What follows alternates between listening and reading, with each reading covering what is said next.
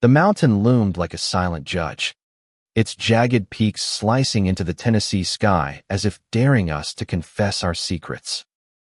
I stood at its base, my boots sinking into the damp earth, heart pounding like it knew something I didn't.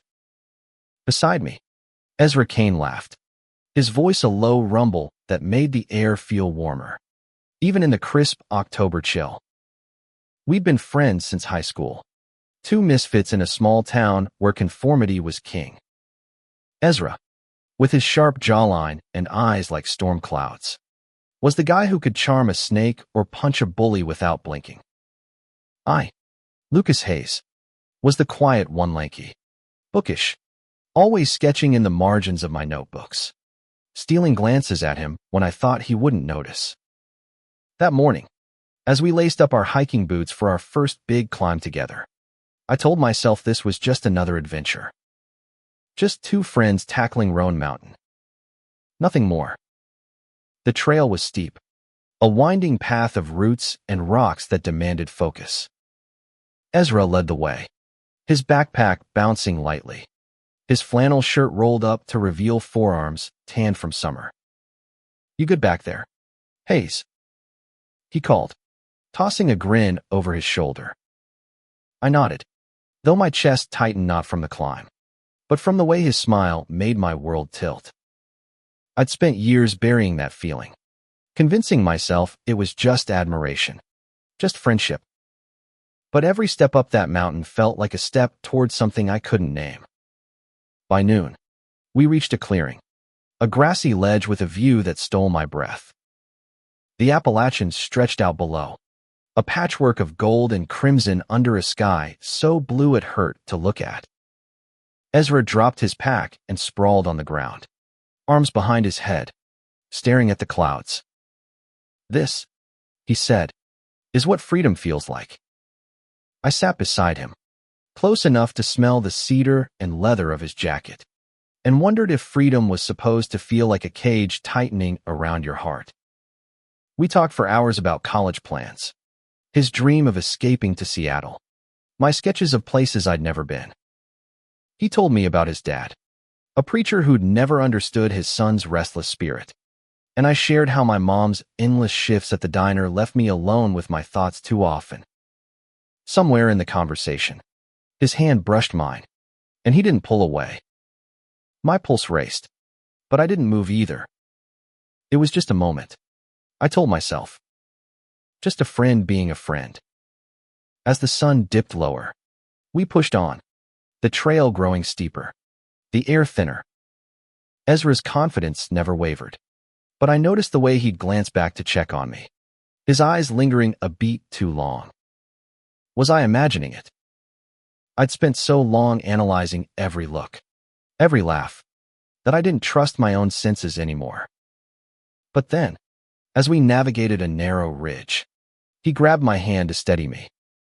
His grip was firm, warm, and he held on even after I'd found my footing. "Careful, Lucas," he said softly, his voice carrying something heavier than concern. My name in his mouth felt like a secret only we shared. That night, we camped under a canopy of stars, the fire crackling between us. Ezra pulled out a battered harmonica and played a haunting tune, the notes weaving through the silence like a confession. I watched the firelight dance across his face, memorizing every angle, knowing this moment would haunt me. "You ever feel like you're running from something?" he asked suddenly, his eyes fixed on the flames. I swallowed hard, my throat dry. "All the time," I said, but I didn't say what or who I was running from. The next morning, the climb grew brutal. The trail turned into a near vertical scramble, rocks slipping under our feet. Ezra was ahead, his movements sure, but I was struggling, my legs burning, my mind a mess of doubts. What was I doing here? Why had I agreed to this? Was it just to be near him, to chase a feeling I could never have? Halfway up, I slipped, my knee slamming into a jagged rock. Pain shot through me, and I cursed under my breath. Ezra was at my side in an instant, his hands gentle as he checked my knee. "You're okay," he said, but his voice was tight, like he was reassuring himself as much as me. He tore a strip from his shirt to wrap the cut, his fingers brushing my skin. I couldn't look at him cold and let him see the storm in my eyes. "Thanks," I mumbled, but my heart was screaming something else entirely. By dusk, we reached a plateau, the world below us a sea of fading light. Ezra stood at the edge, wind tugging at his hair, and I wondered if he felt it too, the pull of something bigger than us, something neither of us could name. I wanted to tell him everything, to spill the truth I'd carried for years, but fear clamped my mouth shut. What if I ruined us? What if he walked away? As the stars emerged, Ezra turned to me, his expression unreadable. "Lucas," he said, his voice low, "there's something I need to tell you." My heart stopped. The mountain, the stars, the whole damn world held its breath. But before he could speak, a crack of thunder split the sky, and rain began to fall. The rain came down in sheets, turning the mountain into a slick, treacherous beast. Ezra grabbed my hand, pulling me toward a shallow cave carved into the rock face. We ducked inside, soaked and shivering, our breaths visible in the dim light. The space was cramped, barely enough room for both of us, and I could feel the heat of his body inches from mine. His scent-eater, sweat, and something distinctly Ezra filled the air, and I fought the urge to lean closer. "We'll wait it out," he said, his voice steady despite the storm raging outside. He sat cross-legged, his knee brushing mine, and I tried to focus on the rain instead of the way my skin burned where we touched. The cave walls glistened, reflecting the faint glow of our flashlight, and I wondered if this was what it felt like to be trapped between wanting and fearing. Ezra was quiet for a long time, his eyes fixed on the storm. I stole glances at him, tracing the curve of his jaw, the way his damp hair curled against his neck. I wanted to ask what he'd been about to say before the rain interrupted, but the words felt too heavy, too dangerous. Instead, I pulled out my sketchbook, my hands trembling as I started to draw the cave, the rain, him. He noticed and leaned over, his shoulder pressing against mine. "That's me?" he asked, a smile tugging at his lips. "Yeah," I said, my voice barely above a whisper. "You're kind of hard to miss." His laugh was soft, but there was something new in his eyes, something that made my chest ache. He reached out, his fingers brushing the edge of my sketchbook, and for a moment, I thought he might touch my hand again. But he pulled back, and the moment slipped away like the rain down the mountain. The storm didn't let up, so we stayed there, sharing granola bars and stories to pass the time. Ezra talked about the first time he'd kissed a girl named Sarah in 10th grade, behind the bleachers. "It was nice," he said, but his voice was flat, like he was reciting someone else's memory. I nodded, my stomach twisting, and told him about my first kiss, a clumsy disaster with a girl I barely liked. I didn't tell him I'd spent the whole time wishing it was him. As the night deepened, the air grew colder, and we huddled closer, our sleeping bags barely separating us. You ever wonder what it'd be like to just be yourself? He asked, his voice so soft I almost missed it. My heart thudded. "What do you mean?" I asked, though I knew exactly what he meant. He didn't answer right away, just stared at the cave ceiling, his breath uneven. "I don't know," he said finally. "Just to stop pretending." I wanted to scream that I'd been pretending my whole life, that every smile I gave him was a lie to hide how much I loved him. But I didn't. I just nodded, my throat tight, and said, "Yeah, I get that." He looked at me then, his eyes searching mine, and I swear he saw right through me. But before either of us could say more, A gust of wind howled through the cave, and we both laughed, the tension breaking like a snapped branch. The next morning, the rain had stopped, leaving the mountain glittering under a weak sun. We packed up and continued the climb, but something had shifted. Ezra was quieter, his usual bravado replaced by a pensiveness that made me uneasy. I wanted to ask what was wrong, but every time I opened my mouth, the words caught in my throat. Instead, we talked about safe things, music, movies, the way the mountains seemed to hum with life. By mid-afternoon, we reached a narrow ledge with a view that felt like a reward for every aching step. Ezra stood at the edge, his hands in his pockets, the wind tugging at his jacket. I joined him, our shoulders brushing, and for a moment, we just stood there, the world silent except for the rustle of leaves. "This is it, Lucas," he said, his voice thick. "This is what I wanted you to see."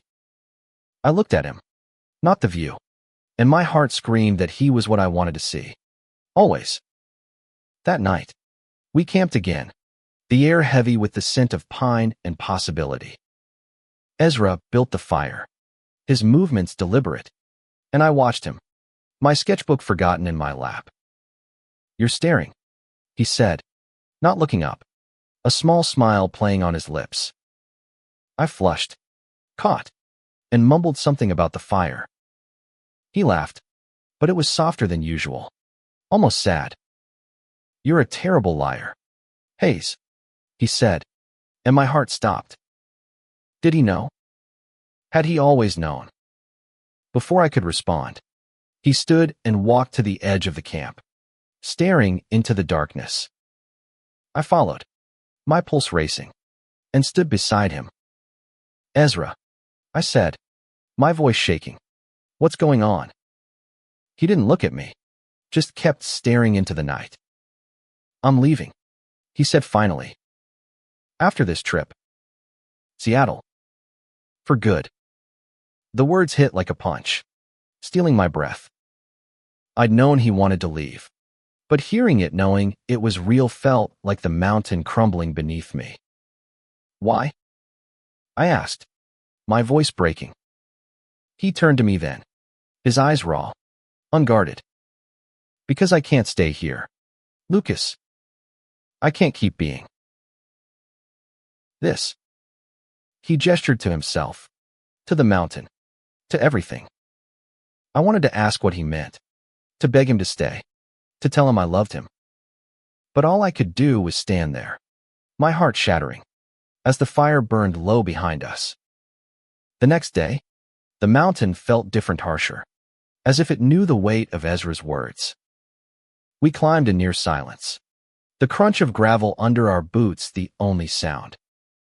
My mind replayed his confession, each syllable a knife. "I'm leaving.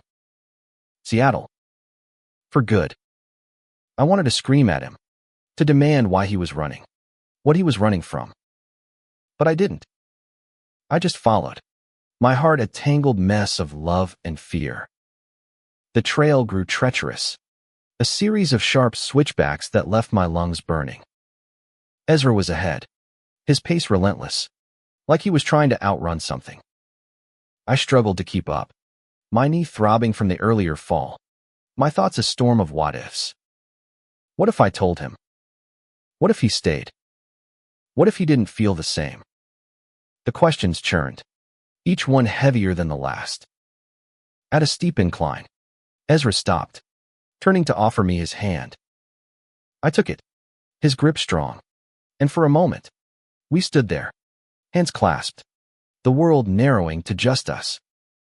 "You're quiet today," he said, his eyes searching mine. I wanted to tell him everything, how his leaving felt like losing a piece of myself, how I'd loved him since the day he'd punched Tommy Wheeler for calling me a nerd in 9th grade. But I just shrugged, muttering, "Just tired." He didn't buy it. I could see it in the way his jaw tightened, the way he held my gaze a second too long. But he let go of my hand and kept climbing, and I hated myself for staying silent. The higher we went, the thinner the air, the harder it was to breathe, not just from the altitude, but from the weight of everything unsaid.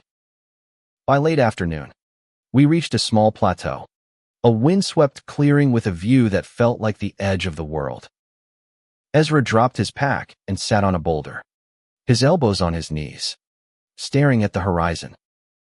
I joined him, my heart pounding, and for a moment, we were just two boys on a mountain, the world far below us. "You ever feel like you're not enough?"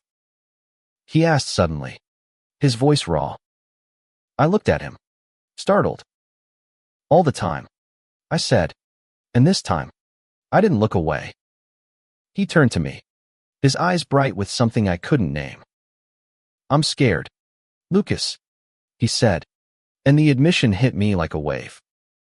Ezra Kane, fearless Ezra, was scared. Of what? I asked, my voice barely a whisper.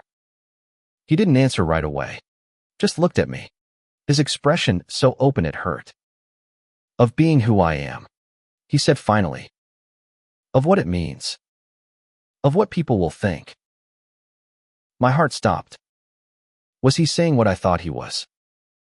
I wanted to reach for him, to tell him I understood, that I'd been scared too, that I'd loved him through every moment of that fear. But before I could speak, he stood abruptly, pacing the clearing. "I didn't want to tell you like this," he said, his voice breaking. "Not here. Not now. But I can't keep pretending." "Pretending what?" I asked, standing, my hands shaking. He stopped pacing, his back to me, and when he turned, his eyes were wet. "That I don't feel something for you," he said, and the world tilted. "That I haven't felt it for years." Time stopped.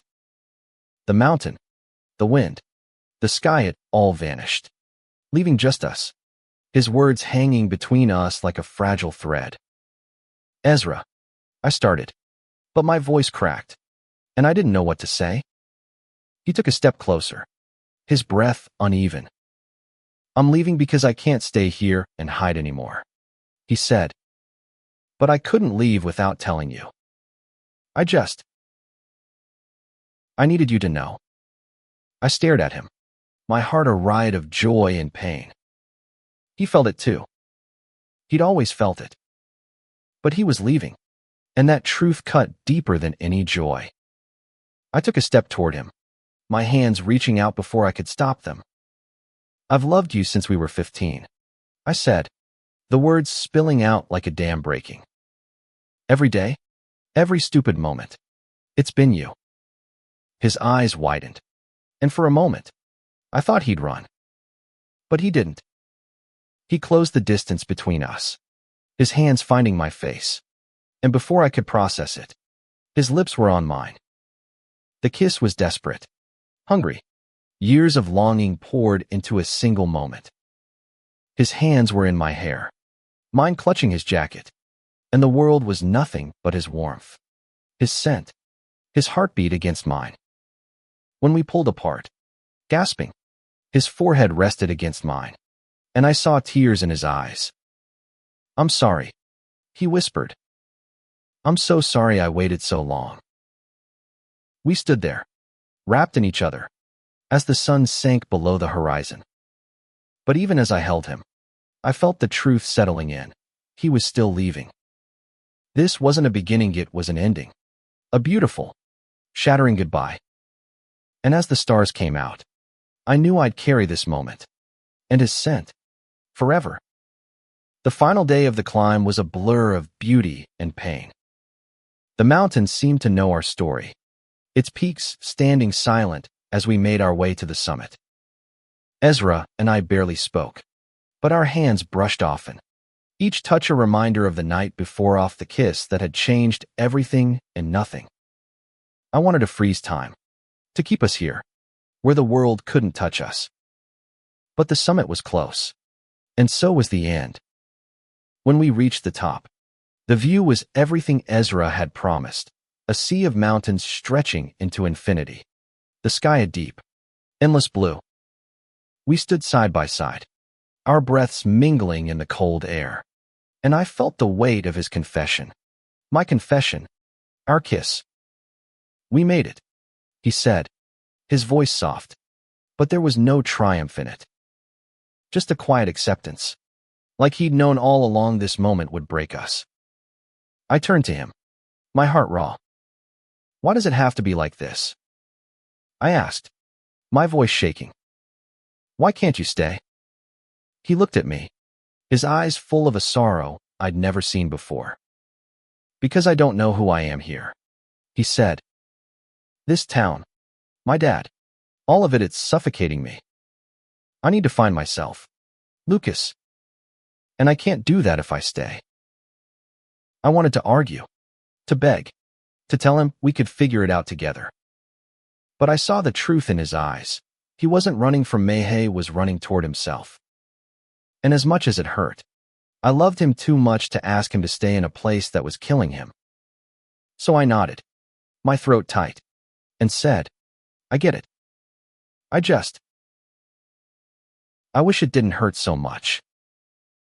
He reached for my hand, his fingers lacing through mine, and we stood there, two boys on a mountain, holding on to each other as the world spun on below. "I'll never forget this," he said, his voice breaking. "I'll never forget you." I squeezed his hand, tears burning my eyes, and whispered, "Me neither." The descent was quieter, heavier, each step pulling us closer to the end of our time together. We didn't talk about the future, about Seattle or what came next. We just walked, our shoulders brushing, our hands finding each other when the trail allowed. At the base, where we'd started 3 days ago, Ezra pulled me into a hug, his arms tight around me. I buried my face in his jacket, breathing in his scent-cedar leather. Him and knew I'd carry it with me always. He left the next week. I drove him to the bus station, my hands gripping the wheel to keep from shaking. We didn't say much, just sat in the car, the silence filled with everything we couldn't say. When he got out, he leaned through the window and kissed me, soft and quick, like a promise he couldn't keep. "Take care of yourself, Hayes," he said, and then he was gone, his backpack slung over one shoulder, disappearing into the crowd. I went back to the mountain alone a month later. The air was colder, the leaves gone, but I could still feel him there in the wind, in the rocks, in the ache in my chest. I sat where we'd kissed, my sketchbook open, and drew him from memory, his smile, his eyes, the way he'd looked at me like I was enough. I didn't cry. I just drew, pouring every moment into the page, knowing it was all I had left. Ezra wrote me once, a postcard from Seattle with a picture of the Space Needle. "Found a coffee shop that plays your kind of music," he wrote. "Wish you were here." I kept it in my sketchbook, next to the drawing of him, and told myself it was enough.